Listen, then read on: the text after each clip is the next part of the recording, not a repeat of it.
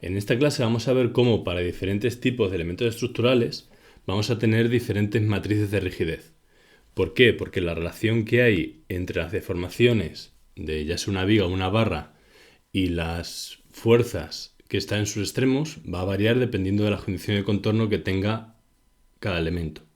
Por ejemplo, si tenemos una viga, pues una viga va a partir de un nudo que transmite momento flector a otro nudo que transmite momento flector. Entonces, en este punto y en este punto vamos a tener momento flector, axil y cortante en cada uno de los dos. Sin embargo, si en lugar de tener una viga tenemos una barra es el mismo elemento pero termina en dos rótulas.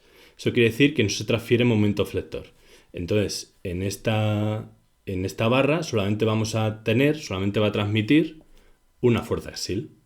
¿Por qué? Porque esta barra solamente es capaz de deformarse mediante deformación axial. Sin embargo, esta, que está empotrada en sus extremos, que es capaz de transmitir un giro a los elementos que están alrededor suyo, se va a deformar mediante giro, va a tener una flecha y además va a tener un acortamiento axial. Es por ello que lo que vamos a hacer es considerar todas las fuerzas que pueden estar en esta barra y luego, para el caso particular de la barra con las rótulas, pues solamente vamos a considerar las que se necesitan. Esto es bidimensional, por eso tenemos un momento flector y dos fuerzas. Sin embargo, si fuera tridimensional, tendríamos un elemento así, pues tendríamos tres fuerzas, una en cada dirección, y luego tendríamos un giro en este eje que para esta viga, vamos a centrarnos en esta viga de aquí. En esta viga de aquí tenemos este giro, va a ser un momento flector para esta viga, este giro va a ser un momento flector para esta viga y este giro en su propio eje va a ser un momento torsor para esa viga. Entonces, bueno, cuando tenemos una estructura tridimensional se complica porque no solo tenemos, en 2D tenemos un momento y dos fuerzas, en 3D tenemos tres momentos y tres fuerzas. Por lo que igual que aquí todo depende de dos desplazamientos, del desplazamiento horizontal y vertical que tenemos en estos dos puntos, en el punto inicial y final, en la el B, este serían los verticales y estos los horizontales. Además de eso tenemos otro desplazamiento y tenemos tres giros, donde aquí tenemos solamente uno en 12. Entonces vamos a analizar el caso bidimensional y siempre teniendo en cuenta la construcción que explicamos el otro día. Nosotros empezamos teniendo nuestra barra, nuestro elemento, está en unos ejes locales. En estos ejes locales es donde vamos a relacionar las deformaciones que tiene nuestro elemento con las cargas que tiene y que transfiere a sus elementos de alrededor. Esto sería pues el eje Y y el eje X. Y una vez lo tenemos en estos ejes locales, pues lo vamos a pasar a ejes globales con la matriz de cambio de base, que es las matrices de rotación de Euler, pues una de ellas. Y de este modo,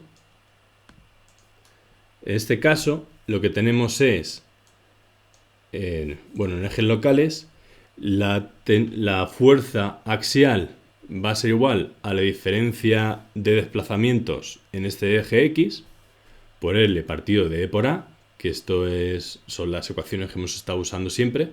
O sea, al final, si despejamos Fx, nos queda la diferencia entre el desplazamiento del punto B y el punto A, partido de L, lo que es una deformación, y por E por A, lo que es una fuerza. Esas son las fuerzas longitudinales al eje de la viga. Después tenemos las fuerzas que son perpendiculares al eje de la viga. Estas fuerzas lo que van a hacer es introducir un momento. Y ese momento y ese cortante, pues aquí tenemos la expresión que nos relaciona esa fuerza con el giro en A, el giro en B y el desplazamiento vertical en esos dos puntos. Y por equilibrio, pues sacamos la del punto B. Y el momento que tenemos en el punto A, que sería este de aquí, pues esta es la expresión que nos queda de dependencia con el giro en A, el giro en B y el desplazamiento vertical que tendrían los dos puntos. Y por equilibrio pues tenemos el momento en B. en este lado de aquí. Asumimos que todo es positivo y luego ya sabemos que lo que nos haga negativo pues es porque gira en sentido contrario. Aquí estas ecuaciones vienen de los teoremas de Moore que hemos estado viendo en la otra parte de la asignatura. Sabemos que aquí tenemos un ángulo inicial y hacemos la integral a lo largo de toda la barra y terminamos con un ángulo final. Y igual, tenemos una flecha inicial, hacemos la integral y tenemos una flecha final.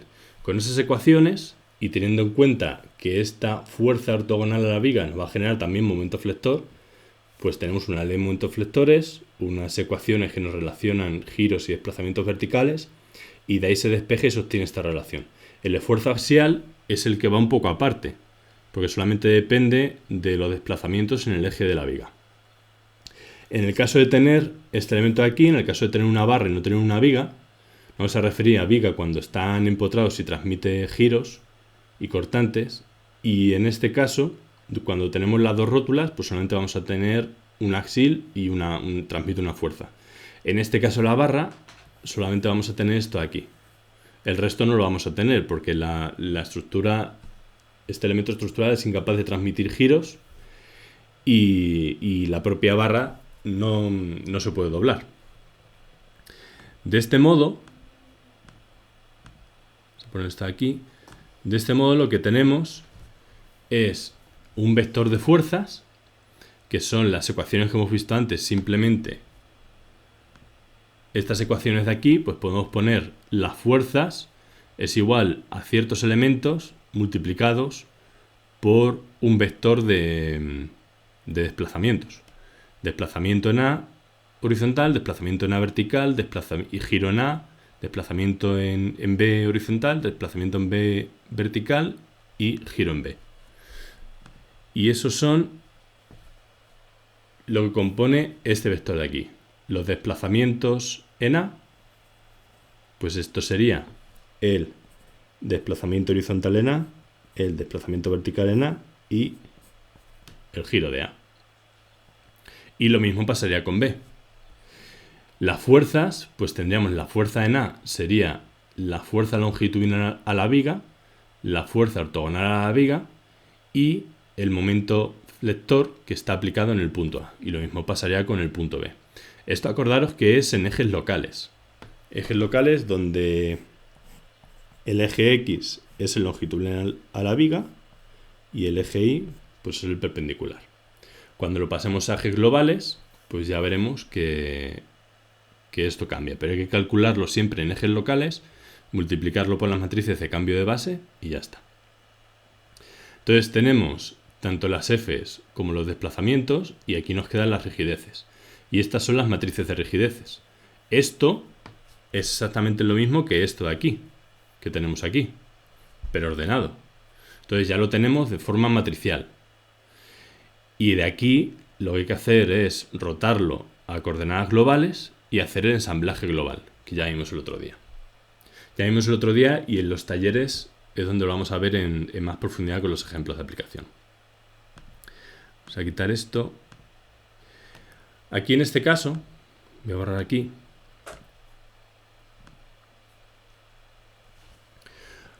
Una vez tenemos esa matriz local, que es la que acabamos de ver, pues lo pre y post multiplicamos por la matriz de cambio de base y su inversa. Acordaros que ya comentamos que la inversa de la matriz de cambio de base es igual a la traspuesta, porque el determinante es igual a 1 y son las propiedades de ese tensor. Y con esto ya tenemos la matriz de rigidez en coordenadas globales. Es decir, la K y J' nos relacionaba la F' con la D'. Y una vez rotada, esa K y J nos va a relacionar las fuerzas en coordenadas globales con los desplazamientos en coordenadas globales. Entonces, este desplazamiento X y Z ya va a coincidir con los ejes X y Z y igual que estas fuerzas. Dicho de otro modo, teníamos, vamos a poner por ejemplo esto, esta es nuestra viga, y esto es el X local y el Y local. Entonces el desplazamiento X local va a ir en esta dirección. Este sería el el U local. Sin embargo, puesto ya en coordenadas globales, el desplazamiento X va a ser así, X, y este va a ser el desplazamiento en Y, o como lo llamamos antes, V y U. Entonces ya, claro, como hemos visto, dos tensores no se pueden sumar si no están en el mismo sistema de referencia. Entonces al final lo que hacemos es calculamos todo en locales, lo pasamos al sistema global para poder sumar cada uno de estos tensores y los ensamblamos en la matriz global para resolverlos. Entonces, esta es la misma matriz de rigidez que teníamos para la viga, la matriz genérica, pero ya rotada, donde C es el coseno, si esto es la viga, y esto es teta, pues C es coseno de teta, C igual a coseno de teta, y S igual al seno de teta. Y esto viene de eso, de multiplicar pre y postmultiplicar la matriz de cambio de base por las matrices de rigidez local. Entonces, aquí estas son las matrices de rigidez global para ese elemento. Y tanto para la deformación axial como el cortante como el momento flector. Entonces, esto irá multiplicado por U, esto irá multiplicado por V y esto irá multiplicado por el giro. Igual que esto, igual que esto, igual que esto. Esto irá multiplicado por como es la submatriz KAA, por el desplazamiento en A y giro en A. Y esto, como es AB, el desplazamiento en A y desplazamiento en B y giro en B.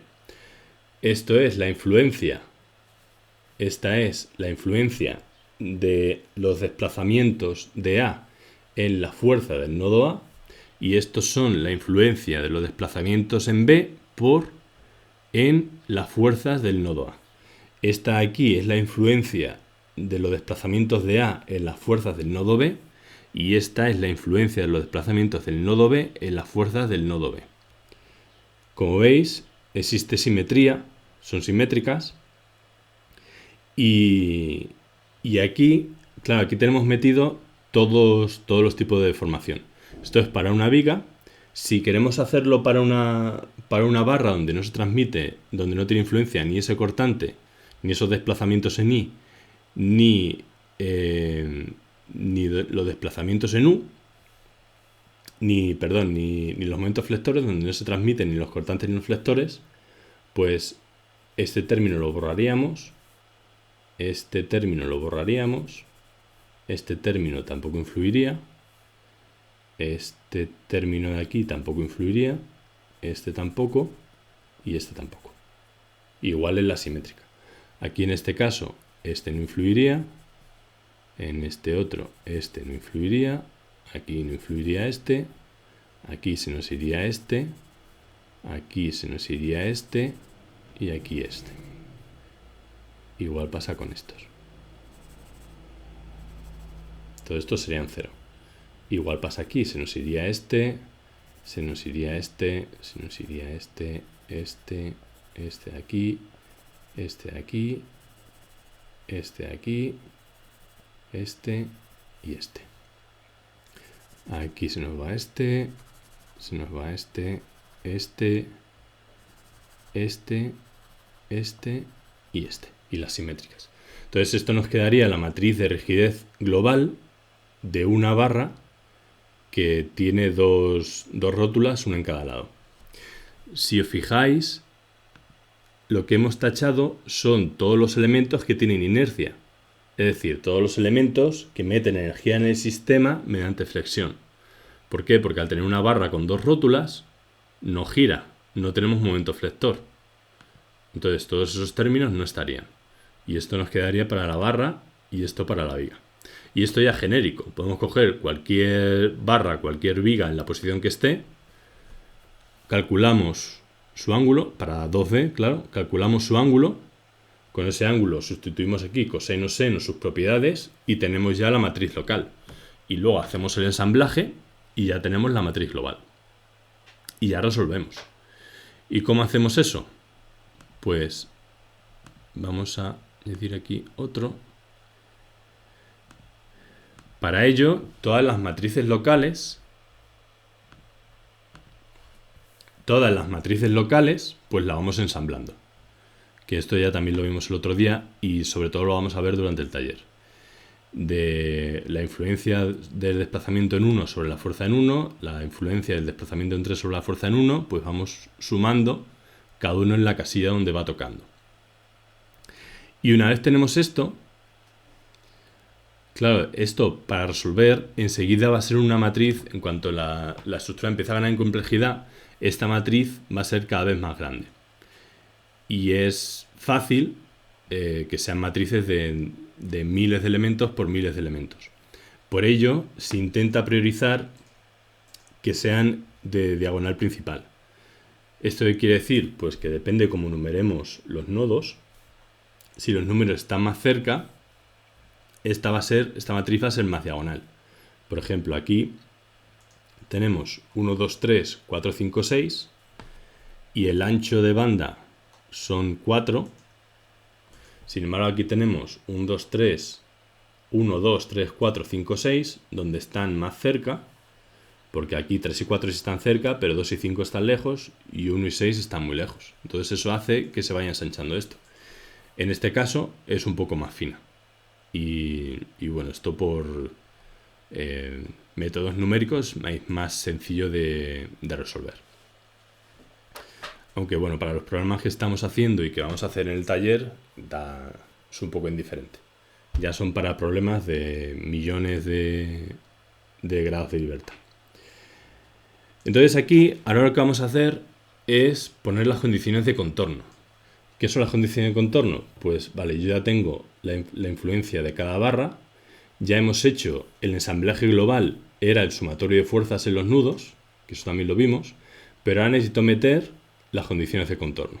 Entonces, ¿cómo le digo a la estructura que este nudo A está empotrado? Que el desplazamiento X, desplazamiento Y y el giro son 0. Pues me vengo aquí. Y esta es la influencia del desplazamiento 1 sobre todas las fuerzas de todos los nudos de la estructura. Pues esto lo que hago es, si esta fuerza, vamos a decir que el desplazamiento en 1 va a ser 0, tanto en X, en Y o en Z. Esto de todas formas, donde lo vamos a ver muy en detalles en el taller. Todo esto lo quitamos. Todo esto de aquí lo eliminamos.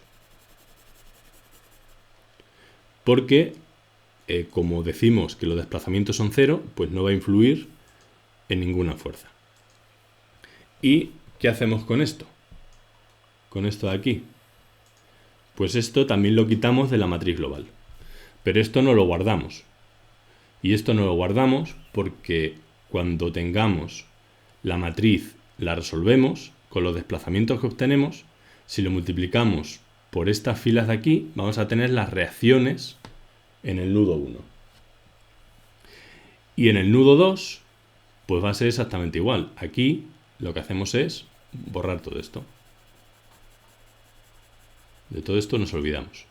Y también nos guardamos esto, para calcular luego las reacciones en el nudo 2.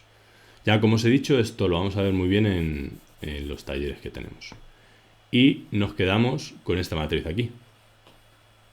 Entonces, esta matriz de aquí es la que tenemos que usar para calcular los desplazamientos que hay en 3, en 4, en 5 y en 6. Usamos esta submatriz. Y posteriormente cogemos los desplazamientos en 3, 4, 5 y 6, los multiplicamos por esta parte superior y tenemos las reacciones en 1. Lo multiplicamos por esta parte inferior y tenemos las reacciones en 2. Y esto es para meter condiciones de contorno de desplazamientos nulos. Cuando tenemos un apoyo, cuando tenemos un empotramiento, cuando tenemos... depende de los grados de libertad que nos restrinja. Por ejemplo, si tenemos un apoyo así, que nos restringe en Y, pero no nos restringe en X. Entonces aquí no vamos a restringir los tres movimientos, X y Z, X y el giro, perdón, sino que lo que vamos a restringir es solamente el desplazamiento en Y, porque esto puede girar, puede moverse hacia X, pero no puede moverse en Y. Entonces aquí cogeríamos la fila de Y que sería la segunda fila, pues la primera sería X, y lo mismo haríamos aquí. Entonces no eliminaríamos los 3 desplazamientos, sino que eliminaríamos solamente el que tenemos restringido. Igual que si en lugar de tener un carrito tenemos esto, donde restringimos X y este tipo de apoyo, pues aquí quitaríamos 2 columnas. La concerniente a X del nodo 1 y la concerniente a Y del nodo 1. Y lo mismo haríamos aquí para calcular la reacción X, la reacción Y.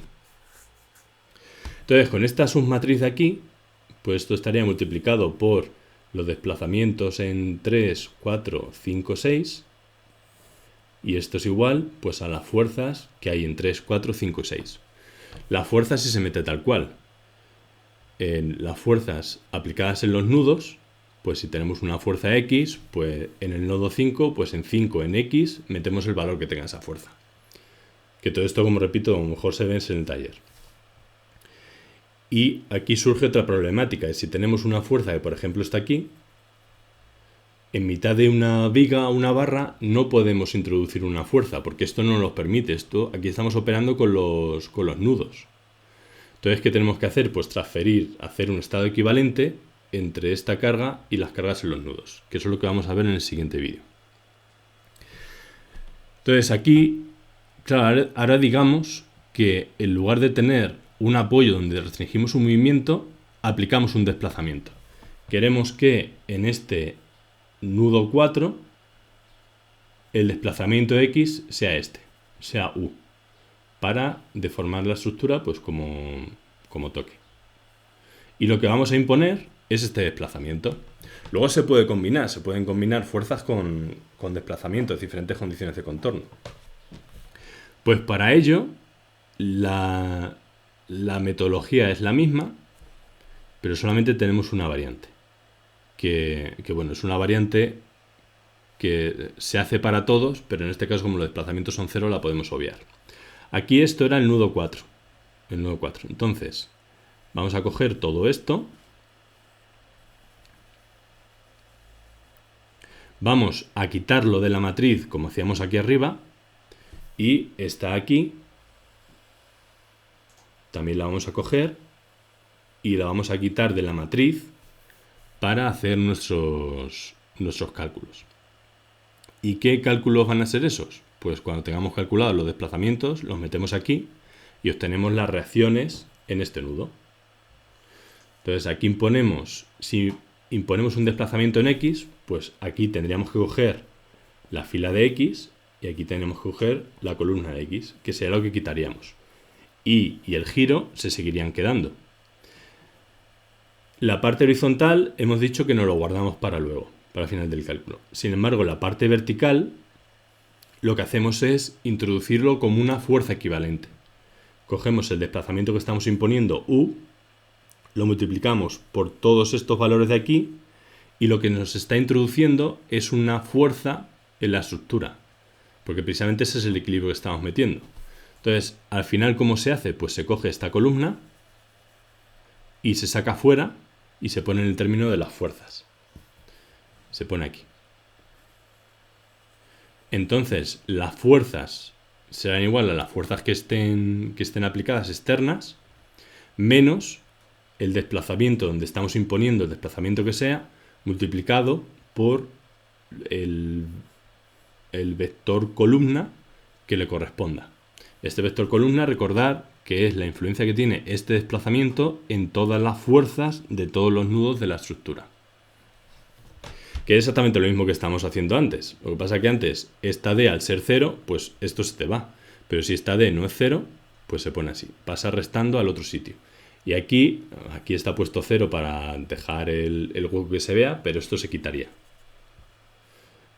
Entonces se quitaría esto y volvemos a tener una matriz cuadrada que sería esta de aquí. Y aquí además las condiciones de contorno serían en 1, por lo que esto se quita. Y esto también. Y serían en 6.